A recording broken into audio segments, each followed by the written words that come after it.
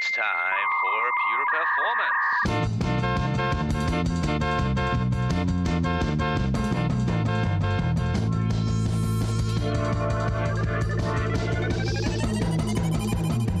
Get your stopwatches ready. It's time for Pure Performance with Andy Grabner and Brian Wilson.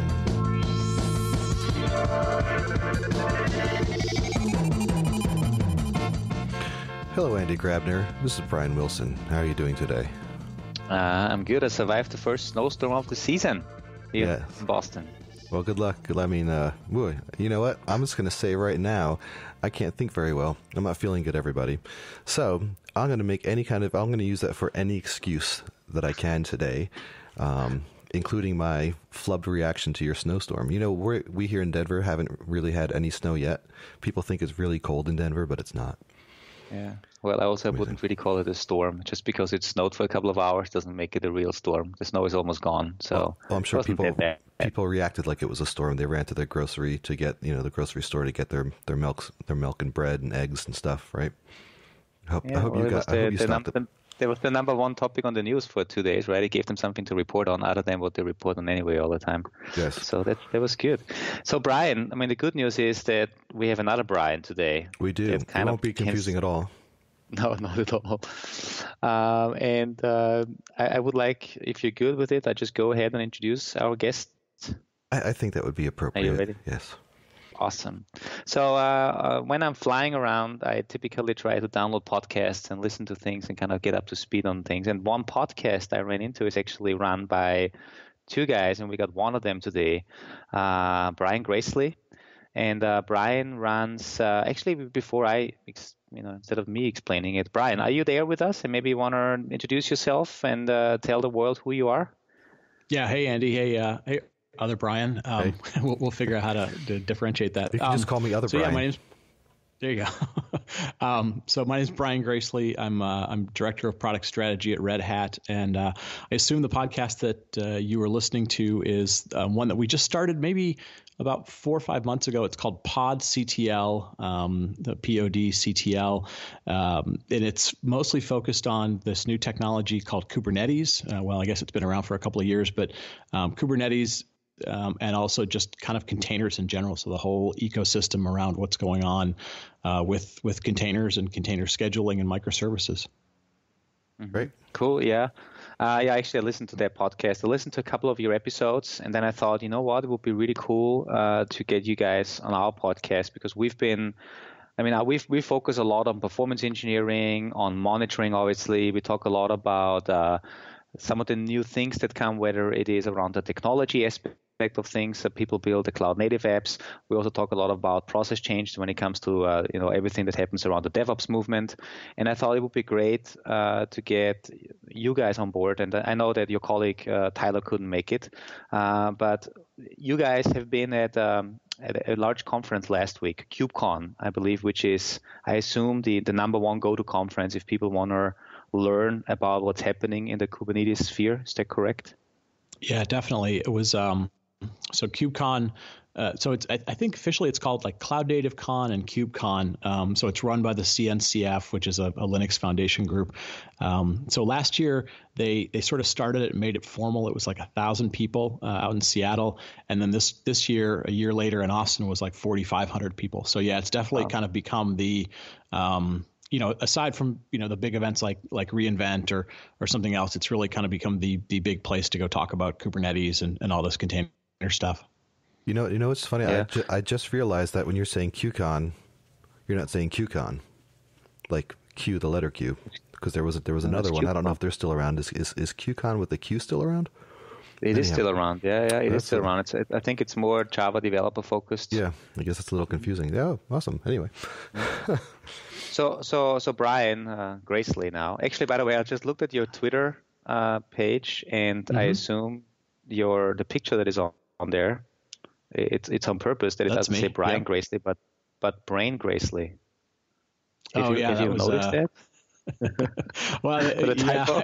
I actually went to one of our I was giving a keynote at one of our events, one of the Red Hat events, but it was in Turkey, and I assume somebody must have put my name in the prompter, and the prompter probably went, "Oh, that's a typo. You spelled brain wrong." So it's kind of a fun joke that you go somewhere they spell your name wrong.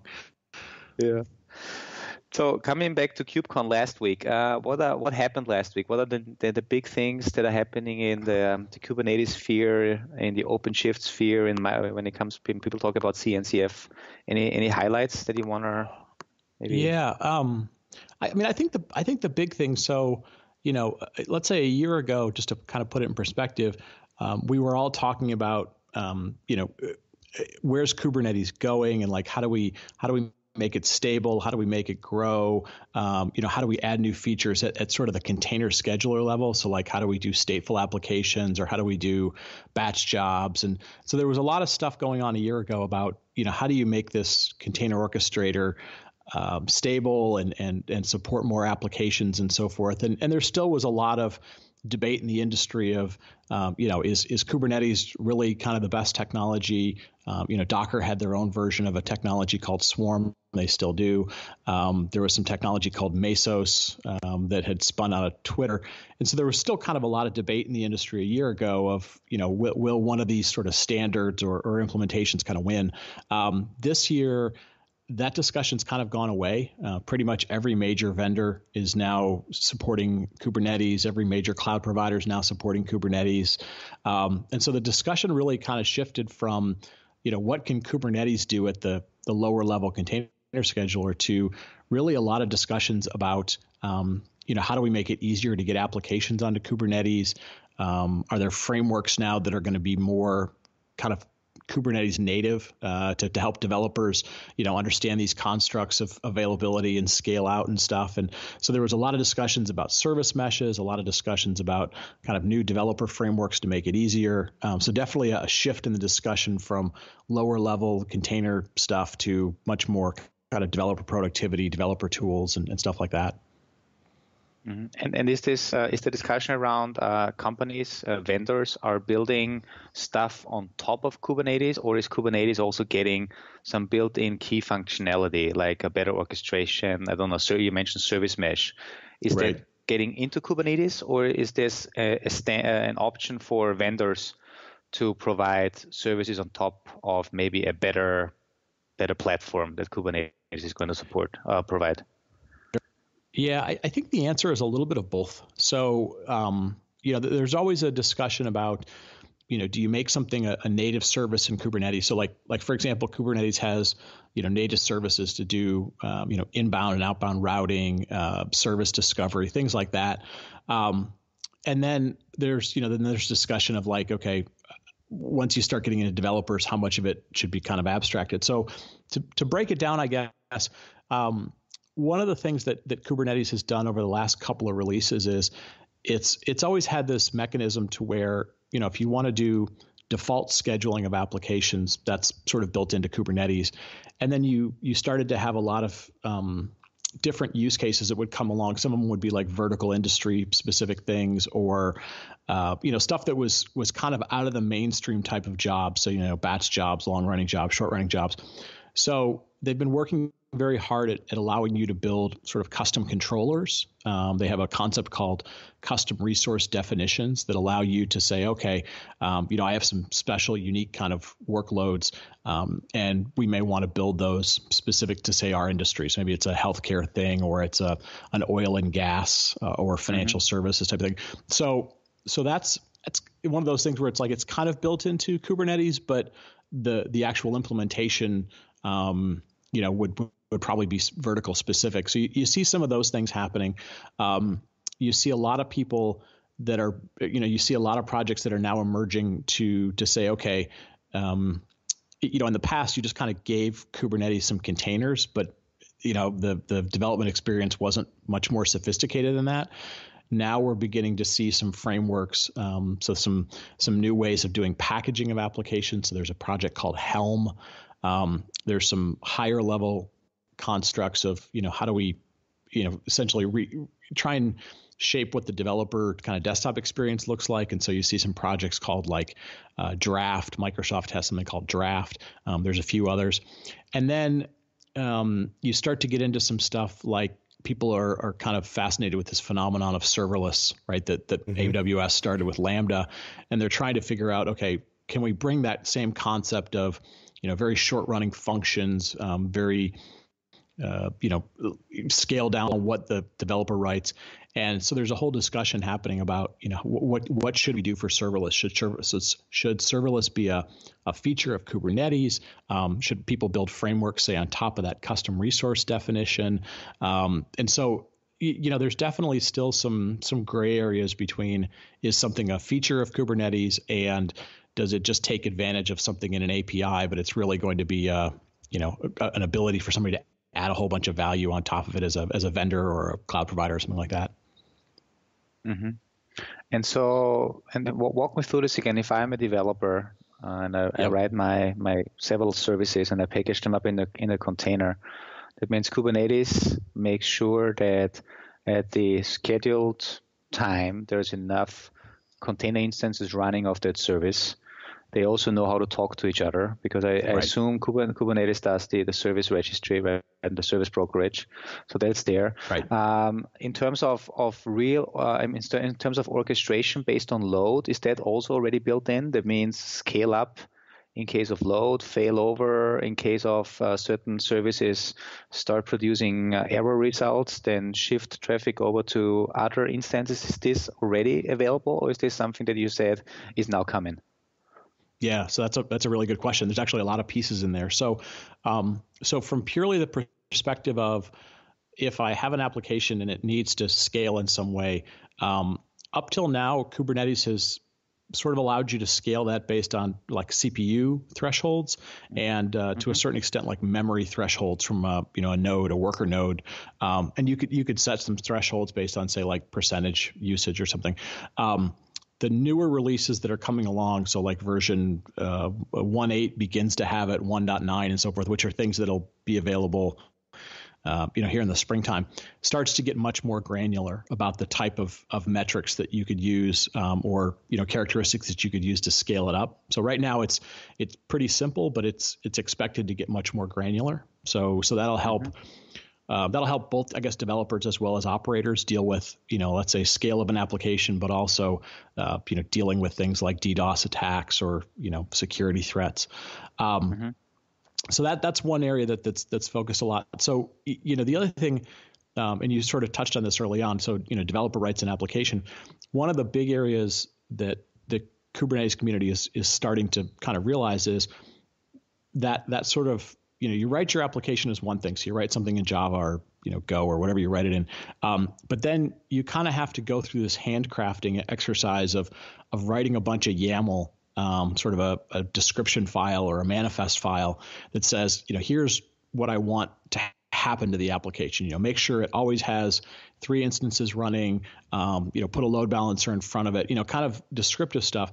And there's a big focus right now in the Kubernetes community to say, yeah, you can do things in YAML, but maybe that's not the best way for our community to adopt a lot of developers. Maybe they don't want to deal with all that stuff. So we are beginning to see some, developer-centric tools that say, hey, let's hide a lot of that YAML stuff. Let's simplify what the user experiences look like. And so we're seeing some of that too. And those things are really kind of outside of the Kubernetes scope in terms of, dealing specifically. But again, getting to that beyond the first early adopters into more mainstream, how do we make it simpler for them? So a little bit of both of those things are happening. Yeah. And I wanted to, going back to the idea of the auto scaling and moving beyond metrics like CPU and memory, I was thinking that initially thinking, well, hey, if we see the service response time degrading, that might be a good one to feed in. But then as I was thinking about it as you were talking, I'm like, well, that can be really dangerous too, because I'm bringing this up in terms of saying, like, feeding metrics into saying when to scale can be a very complicated concept, right? Because if you have a service that's slowing down in response time, you don't necessarily want to add more instances of it, because that service might be slowing down because of something else downstream, and adding more instances could exacerbate the problem. So just a thought that I had that I wanted to bring up, because it just the complexity of when to automatically scale based on data, I guess, gets kind of a little wonky the more you think about it.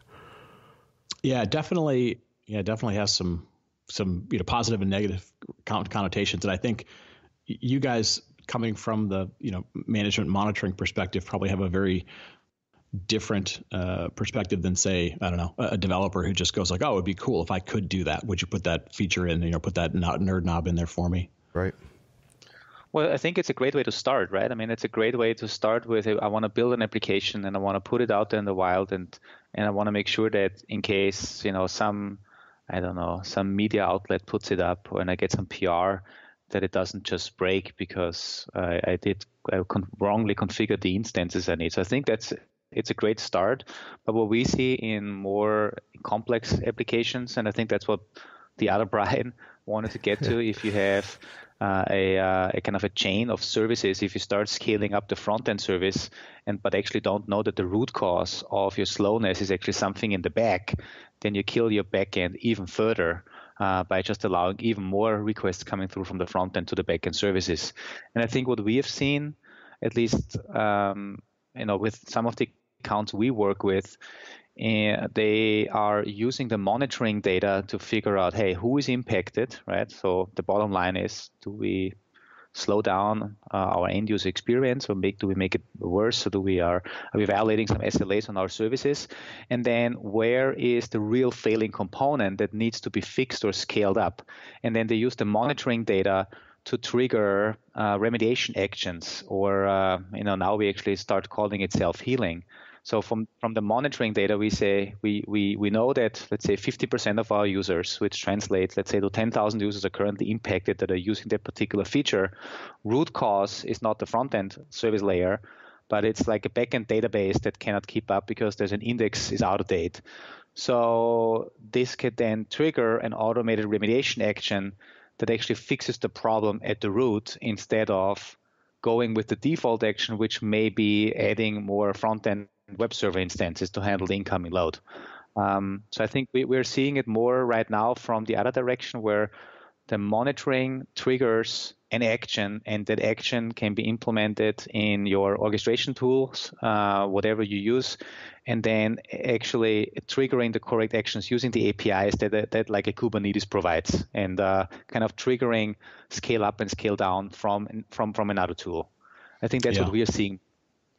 Yeah, no, I definitely, I think it's a good summary, because what it does is it really highlights that, the Kubernetes community, I've never really heard this discussion from them to say, hey, we want to, try and take all the advanced intelligence that platforms like Dynatrace have and try and replicate those, in this sort of lower level container scheduler system. I think they're still very much saying, we want to give you some basic primitives to be able to do things, but allow your advanced systems to say, yeah, this is what the picture of these microservices really look like. This is where your faults really exist. This is the correlation between these things. And so, yeah, I don't think that shift in sort of knowledge and awareness of sort of the complexity of all these microservices is shifting down into the platform level at all. I think it's still very much going to be in these much more high level intelligence systems, and it makes absolute sense, because, like you said,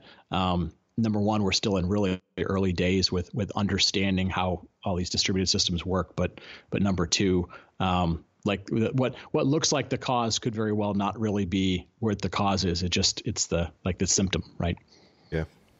Exactly, but I mean, based on what you explained, I think it's the right way to go, right? You're building, and so Kubernetes is extending its basic, let's say, core functionality. I'm sure there's a lot of new APIs that come up. It will build in some of the basic use cases to make onboarding easier on that platform, right? As you said, the kind of the first initial experience should be, hey, this is something I can actually use and work with and build my first app. Because what we see a lot with our enterprise customers, they try to figure out what is the next platform that they're using to build their next application. Is it going to be Kubernetes based, or do I need to go to Cloud Foundry, or do I go and build everything on top of what Microsoft provides to me? Right. And I think if you're making this initial kind of prototype proof of concept first project experience smooth and easy, then it's more likely that people will stick with that platform and then figure out, okay, how do we then really scale this to larger, more complex enterprise applications? Mm-hmm. Yep. Right? Yep. I think that's what it's going to be. Yeah, and I think at least one sort of trend we're seeing in the industry is that first decision of like which platform do I choose. The industry is sort of moving towards Kubernetes. So I mean, obviously, folks like us at Red Hat have been doing Kubernetes for about 3 years in the OpenShift platform, but we've seen Microsoft making huge bets around Kubernetes. Right. They acquired a company called Deus and just expanded their Kubernetes offering in the Azure cloud. AWS made an announcement 2 weeks ago that they're now formally supporting Kubernetes. Google obviously has done it for a while, but even like the Cloud Foundry community is now supporting Kubernetes sort of as a parallel platform to what they tend to do with like Spring Boot and some of the 12-factor stuff in traditional Cloud Foundry, but even they're supporting Kubernetes as well. So I think we're going to see that accelerate more and more because people can now look at the industry and go, okay, they all seem to be agreeing on one standard in general. And I think the biggest indicator that Kubernetes has kind of won is that I myself am trying to make a concerted effort to learn it. So if I'm doing it, then it must be. Yeah. So no, it's funny actually. After we spoke with Martin and we did the OpenShift one, that's when I was finally, so Brian, my role, I'm a sales engineer, and Sure. we have to stay on top of a lot of this technology, but it also helps for us to specialize in certain areas so that we can all help each other out. So after we talked with Martin, one of our colleagues, he did a basics of OpenShift several episodes back, and I was just thinking, man, you know what? I'm just going to go get my hands dirty with Docker, move on to Kubernetes, and then move on to OpenShift and really just do that track. And I was thinking, and you addressed this earlier, I was thinking, boy, I wonder what's happening with the competition to Kubernetes. And Andy and I were just discussing, and we were like, yeah, we got to make sure to ask about that. And it's funny that they really did become a dominant leader. I think a lot of the other cloud technologies are still a little fuzzy in which ones are coming out ahead, but Kubernetes really is seems to be, and I'm not going to try to wave the finish line flag or nothing, Yep. but it really seems to be the way out ahead of everyone else. Yeah. And I want to coin a new term. I think we need to define the BWI, the Brian Wilson indicator. So if Brian Wilson is betting on a technology, it's probably mainstream. If I'm going to try to learn it in my spare time, then yeah, it has to be the winner. Exactly. So now back to the other Brian. Actually, yep. I'm the other Brian. He's the real Brian. That is true, the real Brian. So Brian, on the monitoring side, I mean, we talked about some aspects of monitoring, but anything else that happened last week at KubeCon? Any things where monitoring plays a role? Any discussions about how monitoring has to change? Some of the requirements of monitoring in a Kubernetes microservice service mesh world? Yeah, I think there wasn't a lot of at least at a community level, there wasn't a lot of monitoring specific sort of net new announcements. I think that the couple of things to take away from that from a monitoring perspective, one of them is just the number of production customers that are now running Kubernetes is up into the thousands and so forth. So I think from a monitoring perspective, we're going to quickly see companies moving from things in POCs or small instances to very large things very quickly if people haven't already seen this. So that is always a good sign, right? You find out a lot of things once they go into production and you start to scale and so forth. So that was a big trend. I know from our perspective, like we've seen literally customers in every vertical and in every part of the world are doing things with Kubernetes and starting to get to very, very big scales. I had a banking customer I was talking to just before KubeCon, and they had said, we got up to about 1 million transactions a day. This was like the day before KubeCon, and then I got a note from them this morning, and they said, yeah, no, we're now up to 2 million transactions a day on our system, and we feel very comfortable in sort of where it's scaling. So that I think we're going to see more and more kind of across the industry, bigger production environments. The other one is this concept of service meshes, and you mentioned it a little bit. It's not a completely new concept, but we are seeing this emergence of a couple of different projects or standards for service meshes, sort of very targeted towards microservices. So there's a project called Istio, Istio, which is jointly came, originally started by IBM and Google and some folks at Lyft, working on how to do east-west and north-south kind of very granular routing of traffic, which obviously will play into where monitoring is. Lyft had a similar or a kind of a companion project called Envoy, Envoy, which is their proxy technology. But then we also saw some other technology. There's a project called Linkerd, Linkerd, which is another project that had kind of spun out of Twitter at one point. And there was some other ones around there. But so there seems to be a little bit of competition in the service mesh space. So, a couple of different types of implementations that are happening. But there's also, kind of a feeling that these different learnings are going to come together in some sort of common way, and that they're kind of being driven today by the web scale people. But these sort of start at the web scale things, and then we see them kind of fall down into certain large scale, say financial services applications or retail. So that'll probably be something that'll be more of a keep your eye on it toward 2018 and how that impacts places to integrate monitoring, places to integrate tracing, and stuff like that.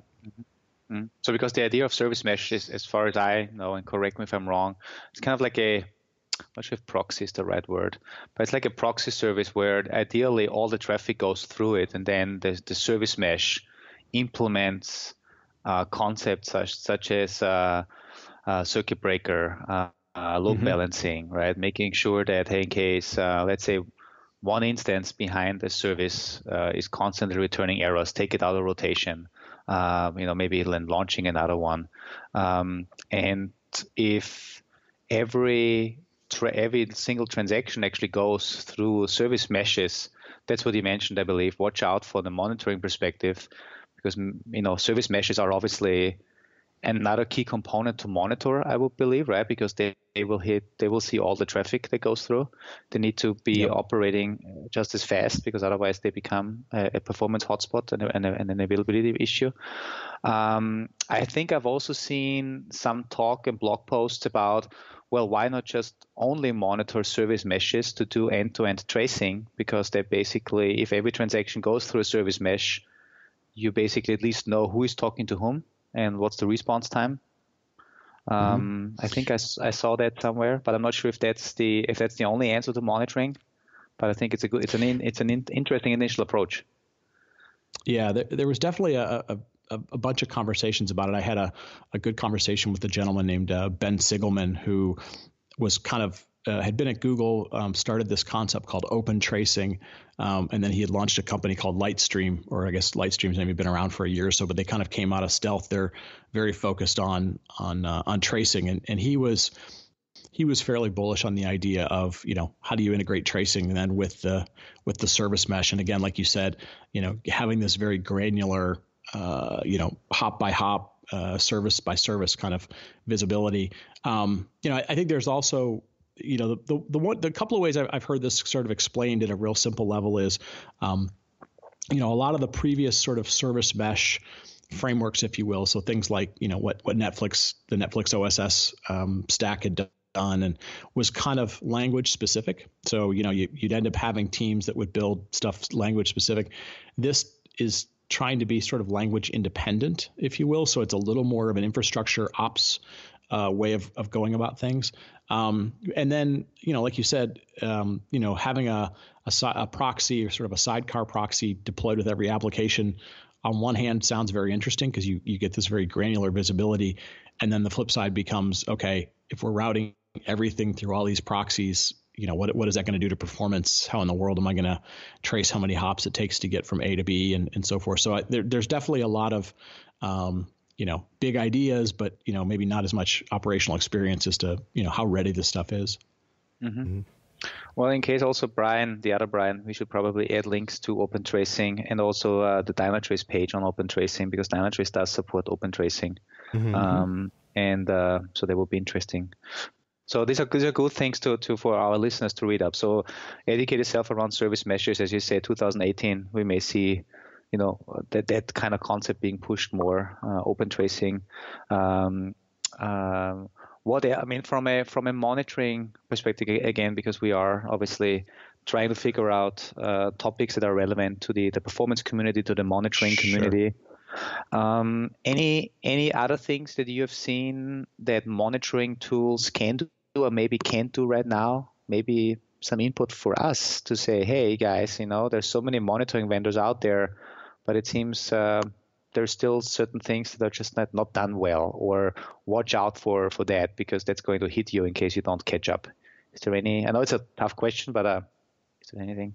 Yeah, I think we're still very much seeing people that, there are very few kind of all microservices greenfield. So, people are trying to figure out, I have, if you sort of trace the path of an application that they're building, it's going to be some mix of Java EE applications, maybe a couple of microservices, say on the front end, or a mobile application, and then it may have to deal on the back end with, like a mainframe transaction. And so I think they're trying to figure out, like one topic one conversation I had was, how do I deal with an environment where, say, some of the application is running on containers on top of Kubernetes, but the other parts of it are a bare metal database, or a third party API service, say for like SSO or something else. Like, what's the way to think about that from a monitoring perspective? And I think people are looking for just some visual concepts. They're also looking for, is this going to impact me organizationally? When you have such a kind of a hybrid environment in terms of, brownfield applications and some new stuff, or stuff that's on a platform and off a platform. So that always kind of becomes the real question, less so than like, do I need this specific technology? It's, do I only need one technology? Do I need three or four tools to do that? And, people are looking for guidance in that a lot. Mm-hmm. Well, I think hopefully in that conversation that you had, you said, well, Dynatrace is the tool that can actually do that, because that's actually what we are, what we obviously see with our enterprise customers. As you said, there's a lot of legacy applications out there, and they will become the backbone for some of these new apps that you're building. And therefore, when we designed our current architecture, we made sure that we can trace transactions across different data centers, across cloud providers, across technologies. And what you mentioned in the beginning, right? We still have a lot of customers that have a mainframe somewhere there in the back end, and sure, connecting that with the distributed world or with the cloud native world becomes a key requirement. And that's what we at least solved with our one agent technology and our PurePath technology. So, that's good to know, though. Yeah. Yeah, and I think once people get a sense of, okay, I have the right tools in place, the next question always becomes, what do you recommend in terms of my organization? Like, who should be doing what? Should I leave? Should I retrain my current ops team? Do you have best practices around maybe evolving what the org structure? Because I think people are beginning to kind of realize, like, what your org structure look like will ultimately kind of impact how you do ops, how effective you are. And so I've seen a lot of people that may have a mix of greenfield, brownfield applications that are now willing to say, okay, just trying to adapt this to my old silos doesn't work. Like, what do you recommend? So I'd love to hear from you guys, beyond the technology part, like how does the organization evolve?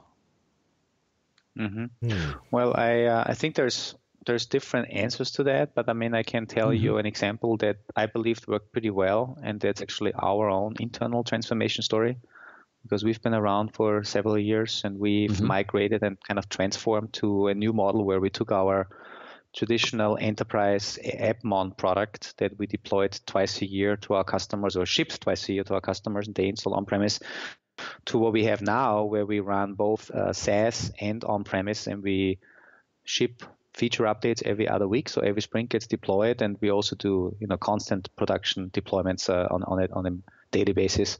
What we learned, I believe, is that our development teams are responsible end to end for their applications and features. That means they rely on a platform which we call our pipeline and our orchestration layer, that is maintained and run as a product by our DevOps team. So our DevOps team owns the pipeline and owns the orchestration engine, and developers are basically using that product that allows them to push code changes through the pipeline into different environments all the way into production. And then developers are also responsible for what happens in production. That means they obviously want to know in case something fails. They have full access to the monitoring, and then they are tasked to obviously fix in case something is wrong. And that transition wasn't easy, and I don't want to go through all the details because I believe our listeners have listened to us talking about our transformation story. Yes, but sir. I believe we saw a big shift towards enabling individual developer and teams, give them the right platforms so that they can focus on what's important, and that's creating value for the business, but also maintaining that value, which is making sure that these apps and services keep up and running. And working very close with business to figure out what are the next big things we need to build. And we kind of went away from the traditional ops team. So there's no, at least in our engineering team that is running and operating the Dynatrace platform, there's no traditional operations team anymore. Interesting. Yeah, that's very similar. We at Red Hat, the OpenShift platform comes in a couple of different flavors. One is software that we'll ship to customers, and they can run it and operate it anywhere they want. We also host a couple of managed services or SaaS services, and we've kind of gone through that same transformation. I think originally we had the model of like, well, we'll give that SaaS team the same software every quarter or so, and we're now to about every 3 or 4 days giving them small partial releases, and they're going through the process of both.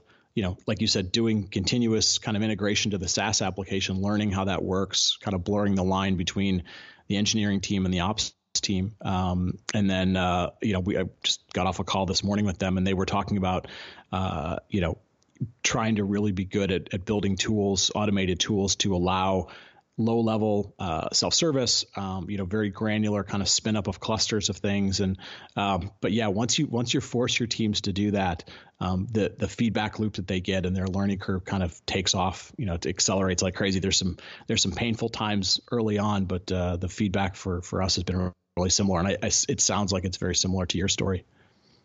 Yeah. I got another question. So obviously, it is easier for greenfield apps to just try the new technology. What are you guys doing to help customers or enterprises to figure out what and how to migrate from their existing apps, legacy apps, over to a new concept like containers and Kubernetes?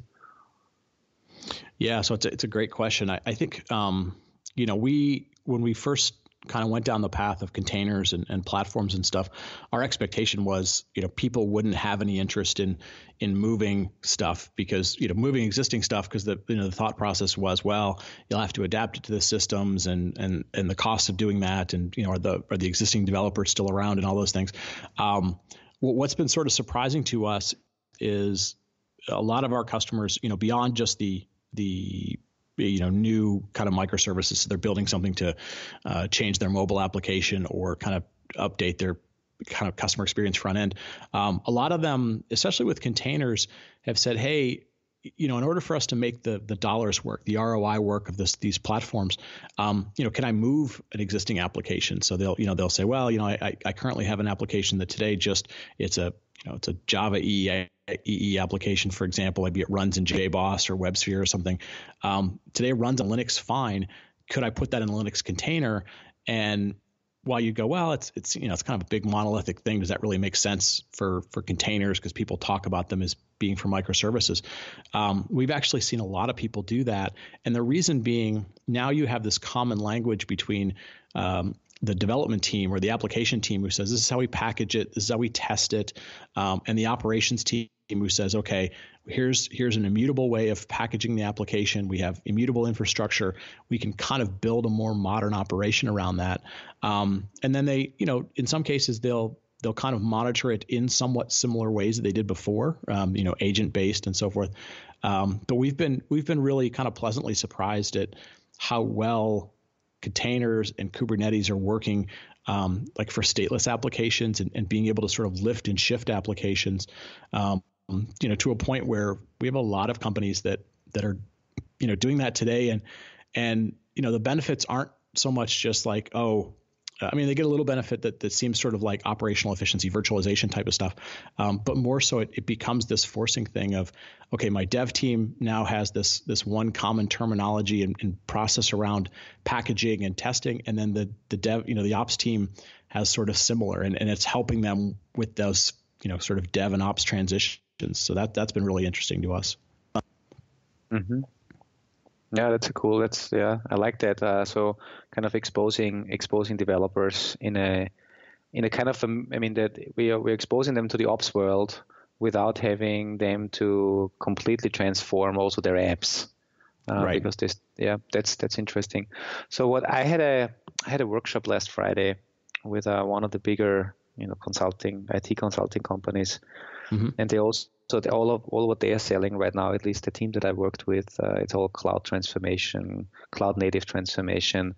And one of the things that they got very excited about was actually the concept of not only lift and shift, but really the kind of breaking the monolith. And so we talked about how can we break the monolith? How can we not only move over to a container technology, but actually then leverage the fact or the capability of scaling up individual pieces of the app. So we have to always break it apart.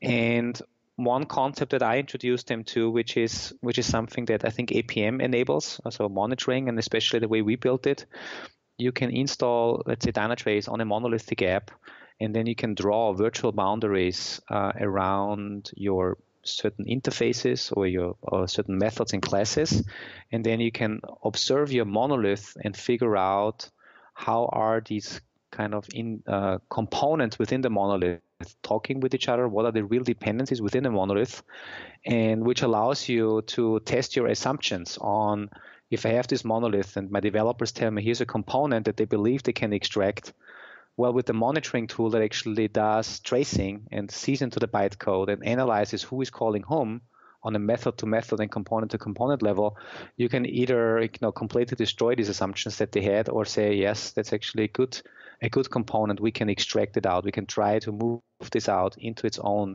instance or entity and then run it as a separate service and then scale it up and down independently.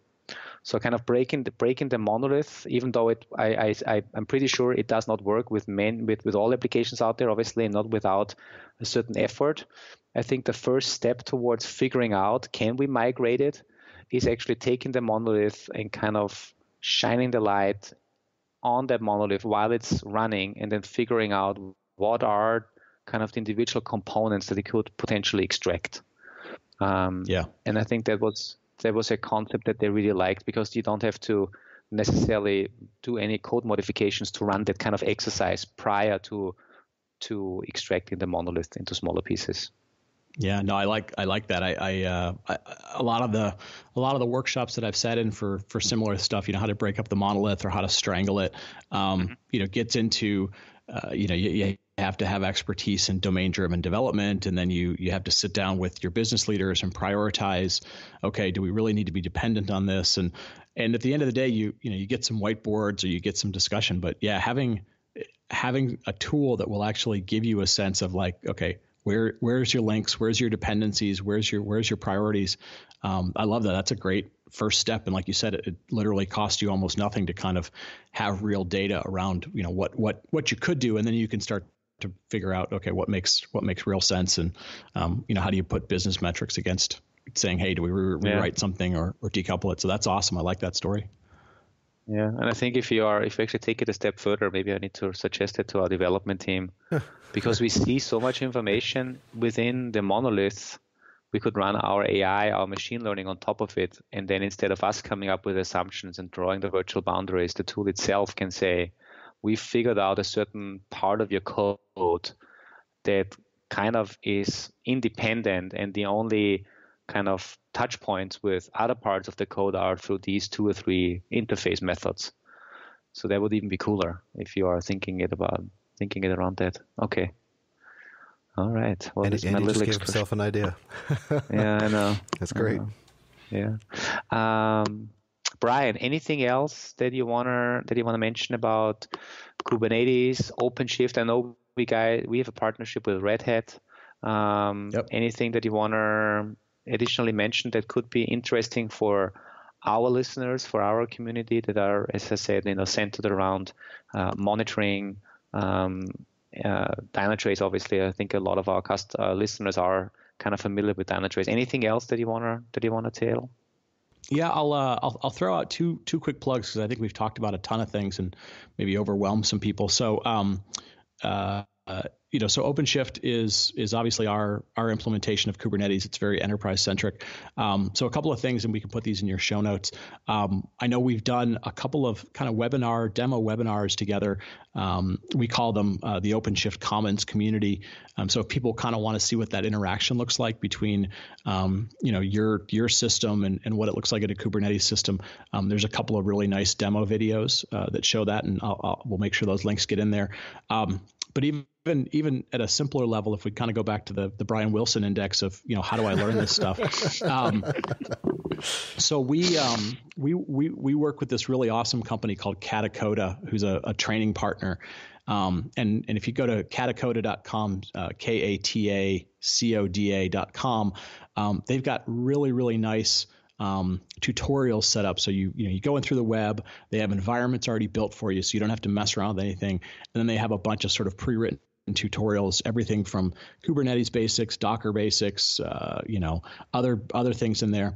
And then we've built a kind of a custom one for OpenShift. So if you go to learn.openshift.com, there's probably about 10 or 12 modules there that'll walk you through all the basics of, setting up applications, monitoring applications, scaling them, and so forth. So if you're like other Brian and you're wanting to learn this stuff, it's an awesome first resource and costs you nothing, and you don't have to have any tools besides just your laptop and a browser. I'm bookmarking it right now. Yeah, awesome. That's pretty cool. Thanks for that. So, yeah, it's a fun space. It's growing really quickly. It's a really good, healthy community. So very accepting, and lots of people willing to help and stuff. So for people that might be interested in this stuff, jump in. The water's warm, and you can definitely find people through Slack channels and other things to help you, whether you're a newbie or you've got a kind of an advanced problem. That's great. Cool. Yeah. The other Brian, anything else from your side before we wrap it up? No, I mean, to me, this was a lot, as you know, these are the things I'm going to be diving into. So listening to this was more learning for me than participating, as you could hear. Just for anybody who is interested in following my path of learning, obviously you can get Docker's free, obviously, and you can go down with the Kubernetes. But what I'm just so if there's a curiosity, what I'm using for my model is we have up on the Docker community our demo application, Easy Travel. It's this hokey little. That's actually pretty advanced, but in terms of the technologies it employs. But we have a Dockerized version of our demo application out there, which you can then run. And so that's what I'm going to plan on running through the ringer with, just for standalone Docker, setting it up, then setting it up through using just straight up Kubernetes, and then seeing what I can do with all that in OpenShift. And I'm sure there are other applications, but the nice thing about Easy Travel is you have multiple tiers. So it gives you, instead of just doing something like Spring Music, you have a multi-tiered application that you can run and play with these things. So that's about all I can contribute to this today, is to say, if you do want to play with it and you're looking for a multi-tiered application to use, if you search Dynatrace in Docker, you'll find our demo application. And it's got nothing to do with buying our tool, using our tool. The application runs as its own without anything else. But of course, you can check out the tool as well. That's all I have. And I want to say thank you to Brian for joining. But I think, Andy, it's time to summon the summarator. Well, I want to keep it short today. So I think what I learned is that the big next thing we will see on the Kubernetes front is making it easier for developers to get a good user experience when onboarding, when building apps. I think the goal is making sure that companies that are looking for the next big platform, that they see that Kubernetes can work for them, that they have a good first experience when putting, let's say, either a prototype or some simple apps on Kubernetes. And then I'm sure people will stick to it. We also learned that Kubernetes kind of surpassed all of its other competitors. It seems it's the number one choice when it comes to orchestrating of containers. We also learned today that in case we want to predict the future of technologies, we have to summon the Brian Wilson indicator. We have to look at the Brian Wilson indicator to figure out what's going on. And I was also very happy to have a little excursion around monitoring, how to monitor. I think we are, obviously this is a podcast that should not be too focused on tools, but it seems we, at least with the stuff we're doing on supporting open tracing and the way our one agent works, giving us full end-to-end visibility, was a good way, the way our developers integrated it or built our new Dynatrace platform. And having that said, thanks Brian for being on that show. And hopefully you have a lot of listeners in the future for your podcast. We'll definitely make sure that you guys get mentioned and the link gets back to your podcast. And if you ever want to come back to the show or even bring Tyler as well the next time, you're always invited, because it's a great way to educate the larger community out there. Yeah, thanks, guys. It's been enjoyed the conversation, and we'll definitely have to get Tyler on next time. I'll work out the scheduling better. But thanks for having me on, and hopefully everybody has a great holiday season, and hopefully we'll get a chance to talk to you guys in 2018. All right, excellent. Cool. Thank you. Thank you.